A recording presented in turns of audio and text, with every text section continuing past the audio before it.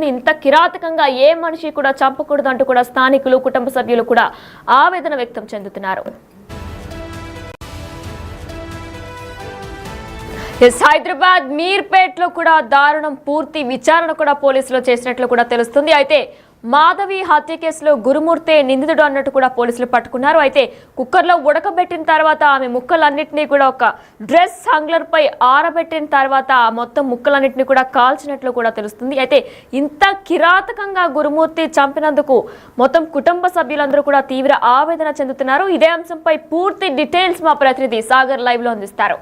Yes Sagar, అయితే మీర్పేట్ లో జరిగిన మాధవి హత్య కేసు ఎంత కిరాతకంగా గురుమూర్తి చంపడం అని అందరికీ తెలిసిందే. అయితే అప్డేట్స్ ఏంటి? విచారణ కూడా పూర్తి అయినట్లు కూడా తెలుస్తుంది. డీటెయిల్స్ ఏంటి?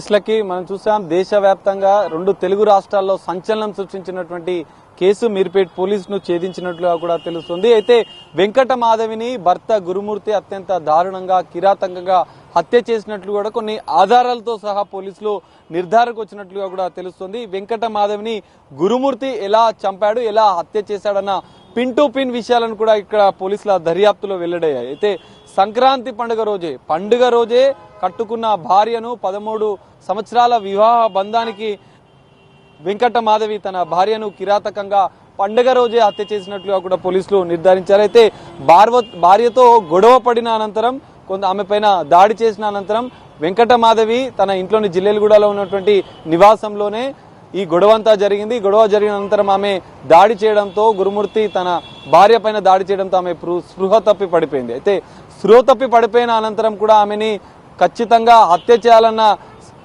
నిర్ణయించుకున్నటువంటి గురుమూర్తి ఆమెకు స్పృహ ఆడకుండా మెత్త దిండుతో ఆమె గొంతు నుమిలి కూడా హత్య చేసినట్లుగా కూడా పోలీసుల విచారణలో బయటపడింది. అనంతరం హత్య తర్వాత డెడ్ బాడీని ఎలా డిస్పోజ్ చేయాలి, ఇక్కడ కీలకం ఇదే అంశం. ఈ హత్య ఉదంతంలో సంచలనం రేపిన అంశం కూడా ఇది.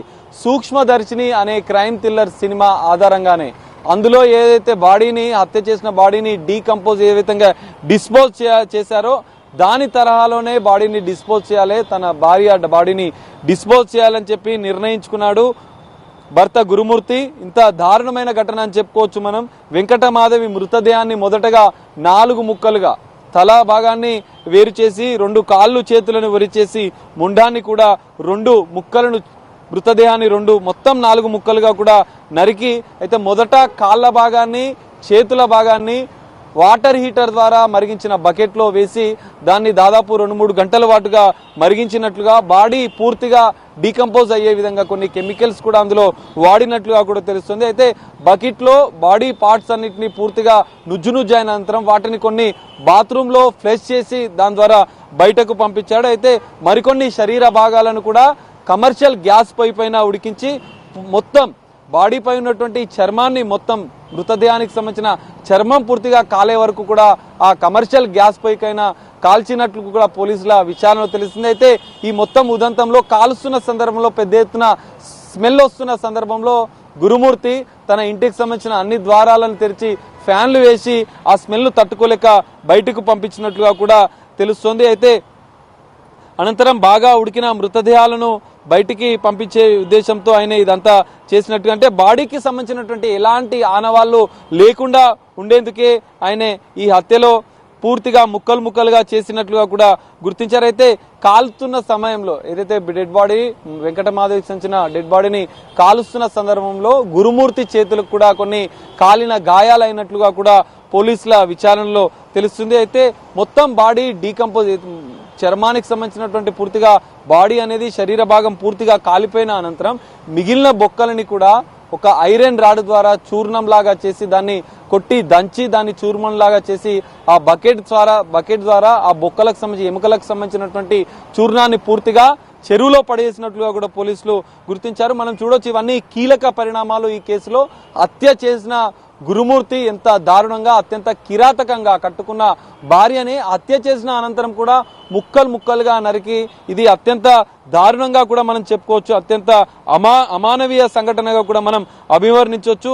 అయితే ఈ మొత్తం ఉదంతం దాదాపు ఉదయం 8 గంటల నుంచి సాయంత్రం 6 గంటల వరకు దాదాపు 10 గంటలు కూడా ఈ రాక్షస కాండను కొనసాగించినట్లుగా కూడా తెలుస్తుంది. గురుమూర్తి అత్యంత దారుణంగా తన భార్య మృతదేహానికి సంబంధించిన ఆనవాళ్లు లేకుండా తప్పించుకోవాలన్న ఉద్దేశంతోనే ఇదంతా చేసినట్లుగా కూడా తెలుస్తుంది. అయితే భార్యపై అనుమానం వచ్చే విధంగా ఇది మొత్తం ఘటన జరిగిన అనంతరం కూడా 18వ తేదీ తన అత్తమామలకు పండగ రోజు 14వ తేదీ ఇదంతా హత్య చేసిన అనంతరం కూడా ఆయన సూక్ష్మదర్శిని అనే సినిమా ద్వారా బాడీని పూర్తిగా ఆధారాలు లేకుండా చేయాలని గురుమూర్తి నిర్ణయించుకొని ఈ మొత్తం ఉదంతం మనకు తెలిసిందే. మొత్తం బాడీని డీకంపోజ్ చేసి బొక్కల చూర్ణాన్ని కూడా చెరువులో కలిపారు. ఇక్కడ అనంతరం హత్య చేసిన అనంతరం 2 రోజుల గ్యాప్ ఇచ్చిన అనంతరం తప్పిపోయింది, ఇంట్లో నుంచి గొడవపై వెళ్లిపోయిందంటూ మాధవి వెంకటమాధవి తల్లిదండ్రులకు సమాచారం ఇచ్చాడు గురుమూర్తి.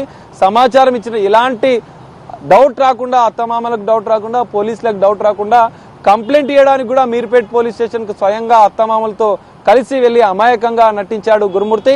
అసలు వెంకటమాధవి హత్యకు కానీ తనకు ఎలాంటి సంబంధం లేదన్న విధంగా మీర్పేట్ పోలీస్ స్టేషన్ కి వచ్చి కంప్లైంట్ ను రాసిచ్చిన పరిస్థితి కూడా మనం చూసాం. కానీ పోలీసులు సీసీ కెమెరాల ఆధారంగా మెయిన్ గా ఇక్కడ వెంకటమాధవి లోపలికి వెళ్ళింది, ఇంట్లో లోపలికి వెళ్ళింది పండగ రోజు ఉదయం. తర్వాత ఆమె బయటికి రాకపోవడంతో భర్త పైన అనుమానం వచ్చింది. ఇటు తల్లిదండ్రులు కూడా వెంకటమాధవి తల్లిదండ్రులు కూడా భర్త పైన గురుమూర్తి పైన అనుమానం వ్యక్తం చేశారు. ఎందుకంటే గతంలోనే ఊర్లో ఈ గురుమూర్తికి సంబంధించిన కొన్ని విషయాలకు, కొన్ని ఆయనకున్న సంబంధాల విషయంలో కూడా ఇదివరకు జరిగిన గొడవల నేపథ్యంలో హెచ్చరించిన నేపథ్యంలో భర్త పైన మా వెంకటమాధవి తల్లిదండ్రులు అనుమానం వ్యక్తం చేస్తూ పోలీసులకు కూడా ఒక కీలక సమాచారం ఇవ్వడంతో పోలీసులు తమదైన శైలిలో విచారించారు. అయితే మొదట పోలీసులకు గురుమూర్తి చెప్పిన ఈ స్టోరీనంతా వాళ్ళు నమ్మలేదు. ఎందుకంటే ఇదంతా ప్రాక్టికల్ గా నిజం కాదు అని భావించారు. అసలు వెంకటమాధవి మృతదేహం ఏమైంది, నిజంగానే చెరువులో పడితే చెరువులో కూడా 2 రోజులు గురుమూర్తిని తీసుకెళ్లి కూడా సీన్ ఆఫ్ రీకన్స్ట్రక్షన్స్ లాగా చేసే ప్రయత్నం కూడా పోలీసులు చేశారు. కానీ ఒక్కటంటే ఒక్క ఆనవాళ్లు కూడా దొరకలేదు, ఒక్క ఆధారం కూడా. వెంకటమాధవికి సంబంధించిన హత్యకు సంబంధించిన విషయంలో వెంకటమాధవి డెడ్ బాడీ ఒక్క ముక్క కూడా, ఒక్క ఆధారం కూడా దొరకకపోతే పోలీసులకు కూడా ఈ డెత్ మిస్టరీగా మారింది. ఈ హత్య ఉదంతం అనేది పెద్ద ఎత్తున అప్పటికి సంచలనంగా మారిన నేపథ్యంలో ఆధారాల కోసం పోలీసులు దాదాపు వారం రోజుల దర్యాప్తులో ఒక్కటంటే ఒక్క ఆధారాన్ని కూడా సేకరించకపోయారు. అనంతరం పోలీసులు ఎట్లయినా ఈ కేసును ఛేదించాలన్న ఉద్దేశంతో దేశవ్యాప్తంగా ఉన్నటువంటి కొన్ని ఫోరెన్సిక్ నిపుణుల సహకారం కూడా తీసుకున్నారు. క్లూస్ టీమ్ ఫోరెన్సిక్ నిపుణుల సహకారంతో ఈ కేసులకు సంబంధించినటువంటి కీలక ఆధారాలను సేకరించారు. ఎందుకంటే పొయ్యి పైన ఉన్నటువంటి వెంకటమాధవి వెంట్రుకలు కాలుస్తున్న సందర్భంలో ఆ వెంట్రుకలతో పాటుగా శరీర టిష్యూస్ కి సంబంధించిన భాగాలను శాంపిల్స్ ని తీసుకున్నారు. అనంతరం బ్లడ్ కి సంబంధించిన శాంపిల్, ఈ 3 శాంపిల్స్లే ఈ హత్య ఉదంతంలో కీలక ఆధారాలుగా చెప్పుకోవచ్చు. ఈ 3 శాంపిల్స్ ని తీసుకున్నటువంటి క్లూస్ టీమ్ పోలీసులు ఫోరెన్సిక్ ల్యాబ్ సైన్స్ ల్యాబొరేటరీకి ఇచ్చారు. ఈ శాంపిల్స్ ని వెంకటమాధవి పిల్లలు, వెంకటమాధవి తల్లి DNA శాంపిల్స్ కూడా స్వీకరించి సరిపోల్చి చూశారు. ఆ నివేదిక ఇప్పటికే పోలీసులకు కూడా ఫోరెన్సిక్ ల్యాబ్ సంబంధించినటువంటి FSL రిపోర్ట్ కూడా పోలీసులకు అందింది. ఈ రిపోర్ట్ లో కూడా DNA ఆ పిల్లలతో ఆ తల్లితో మ్యాచ్ అయిన నేపథ్యంలో పోలీసులు కీలకంగా నిర్ధారణకు వచ్చారు. హత్య జరిగింది ఖచ్చితంగా. ఈ మొత్తం వారం 10 రోజుల దర్యాప్తులో కూడా ఈ సంచలన విషయాలు బయటపడిన నేపథ్యంలో పిన్ టు పిన్ ఏం జరిగిందన్న విషయాలను కూడా పోలీసులు సేకరించారు. కానీ ఆధారాలు, ఎందుకంటే ఇక్కడ కీలకంగా వెంకటమాధవి హత్య జరిగింది వాస్తవమే అయినప్పటికీ వెంకటమాధవికి సంబంధించినటువంటి డెడ్ బాడీ ఒక్క ఆధారం కూడా లేకపోవడం పోలీసులు సాంకేతిక ఆధారాలు కీలకంగా మార్చారు. న్యాయ నిపుణుల సలహాలు తీసుకున్నటువంటి మీర్పేట్ పోలీసులు FSL రిపోర్ట్ ఆధారంగా గురుమూర్తే తన భార్యను వెంకటమాధవిని హత్య చేసినట్లుగా కూడా నిర్ధారించి హత్యకు వాడినటువంటి కొన్ని వస్తువులను కూడా క్రైమ్ ఎవిడెన్స్ గా కూడా పోలీసులు కలెక్ట్ చేశారు. కత్తి ఏదైతే వెంకటమాధవిని బ్లేడ్ తో కట్ చేసినటువంటి యాక్సా బ్లేడ్ తో పాటుగా ఒక కత్తిని, చెక్క దిమ్మెను, వాటర్ హీటర్ ని, బకెట్ ని, ఆ పొయ్యిని, ఇవన్నీ కూడా ఇందులో కీలకంగా అని చెప్పుకోవచ్చు. ఎందుకంటే హత్యకు వాడినటువంటి వస్తువులు కీలకంగా మారాయి. వాటిని కూడా స్వాధీనం చేసుకున్న పోలీసులు టెక్నికల్ ఎవిడెన్స్ ద్వారా హత్య ఉదంతాన్ని పూర్తిగా వివరించారు. దీనికి సంబంధించినటువంటి పూర్తిస్థాయి ఆధారాలు వచ్చిన నేపథ్యంలో ఖచ్చితంగా గురుమూర్తే తన భార్యను కట్టుకున్న భార్యను అత్యంత కిరాతకంగా, అత్యంత దారుణంగా హత్య చేసి, ముక్కలు చేసి, కాల్చి, ఉడకబెట్టి ఆ మృతదేహానికి సంబంధించిన ఆనవాళ్లు లేకుండా డిస్పోజ్ చేశాడు. ఎముకల పొడిని కూడా, ఎందుకంటే ఒక్క ఆధారం కూడా లేకుండా గురుమూర్తి చాలా ప్లాన్డ్ గా పూర్తిగా హత్య చేసి పోలీసులకు తన పైన అనుమానం రాకుండా తన భార్య పైన అక్రమ సంబంధాన్ని అంటగడుతూ ఆమె పైన కూడా చనిపోయిన హత్య చేసిన అనంతరం కూడా తన భార్య పైన ఆరోపణలు చేస్తూ పోలీసుల దర్యాప్తును కూడా తప్పుదోవ పట్టించే ప్రయత్నం ఇక్కడ గురుమూర్తి చేసినట్లుగా కూడా తెలుస్తుంది. అయితే వెంకట మాధవి హత్య అనంతరం గురుమూర్తి ఎవరెవరితో మాట్లాడన్న కాల్ డీటెయిల్స్ కూడా పోలీసులు సేకరించారు. ఎందుకంటే హత్య తర్వాత ఎవరెవరితో సంభాషించాడు, ఏమేం సంభాషించాడు, తన ఫ్రెండ్కు సంక్రాంతికి వస్తున్నామనే సినిమా టికెట్స్ కూడా బుక్ చేసినటువంటి అంశాలను కూడా పోలీసుల విచారణలో తెలిసింది. వెంకట మాధవి హత్య అనంతరం దాదాపు 8 కాల్స్ మాట్లాడినటువంటి గురుమూర్తి కాల్ డేటాను కూడా తీసుకున్నారు. తన సోదరి బడంగపేటలో ఉన్నటువంటి, ఎందుకంటే పిల్లల్ని అక్కడికి తరలించిన నేపథ్యంలో తన సోదరితో కూడా మాట్లాడారు. అయితే తన సోదరి, తన ఫ్రెండ్ వెంకట గురుమూర్తికి సంబంధించిన స్నేహితుడిని, గురుమూర్తి సోదరిని, బడంగపేటలో ఉన్న సోదరిని కూడా కాల్స్ చేసి మాట్లాడిన నేపథ్యంలో వాళ్ళిద్దరిని కూడా పోలీసులు విచారించారు. ఈ విచారణలో కూడా మరి హత్య చేసిన అంశం మీకు ఏమైనా తెలుసా, మీకు ఏం చెప్పాడు అన్న అంశాలను కూడా బయట పెట్టారు. ఈ మొత్తం ఘటనలో, ఈ మొత్తం ఉదంతంలో అత్యంత సంచలనం రేపెత్తినటువంటి ఈ మీర్పేట్ వెంకటమాధవి హత్య కేసును అయితే ఎట్టకేలకు పోలీసులు ఛేదించారని చెప్పుకోవచ్చు. టెక్నికల్ ఎవిడెన్స్ ఆధారంగా కూడా కోర్టుకి రిమాండ్ కూడా తరలించే అవకాశం కనిపిస్తుంది. మరి రిమాండ్ తరలించిన అనంతరం మరి గురుమూర్తికి, ఎందుకంటే దేశవ్యాప్తంగా సంచలనం చెప్పచ్చు, ఎందుకంటే ఒక సినిమాని ఇన్స్పైర్ గా తీసుకొని తన భార్యకి సంబంధించినటువంటి హత్య చేసిన అనంతరం ఆ మృతదేహాన్ని ముక్కలు ముక్కలుగా చేసి ఒక్క ఆధారం లేకుండా అత్యంత దారుణంగా హత్య చేసి ఆధారాలు లేకుండా చేసినటువంటి గురుమూర్తికి ఎలాంటి శిక్ష పడుతుంది?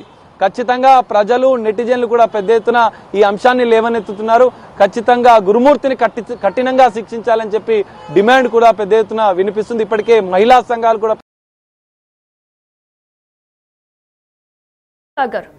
తెలుగు రాష్ట్రాల్లో సంచలనం రేపిన మాధవి హత్య కేసులో డెడ్ బాడీని ఎలా డిస్పోజ్ చేయాలని కూడా గురుమూర్తి ఆలోచించాడు.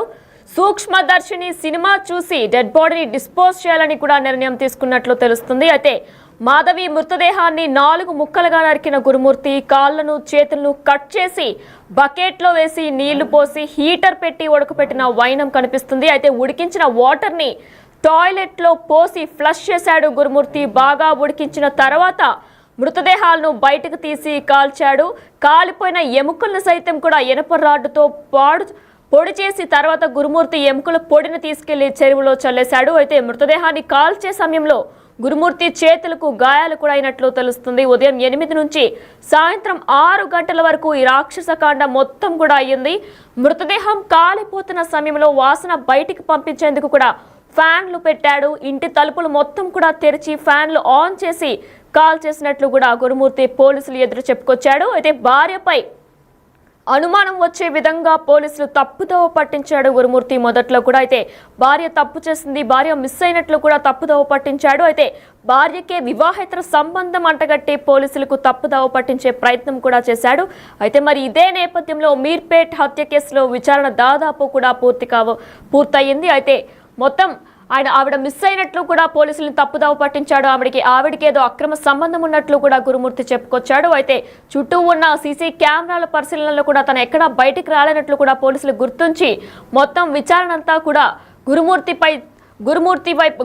గురుమూర్తినే నిందితుడిగా కూడా పోలీసులు భావించారు. అయితే గురుమూర్తి ఎలా చంపాడు అన్న దానిపై కూడా పూర్తిగా క్లారిటీ వచ్చినట్లు తెలుస్తుంది. ఇంత కిరాతకంగా ఏ మనిషి కూడా చంపకూడదు అంటూ కూడా స్థానికులు, కుటుంబ సభ్యులు కూడా ఆవేదన వ్యక్తం చెందుతున్నారు.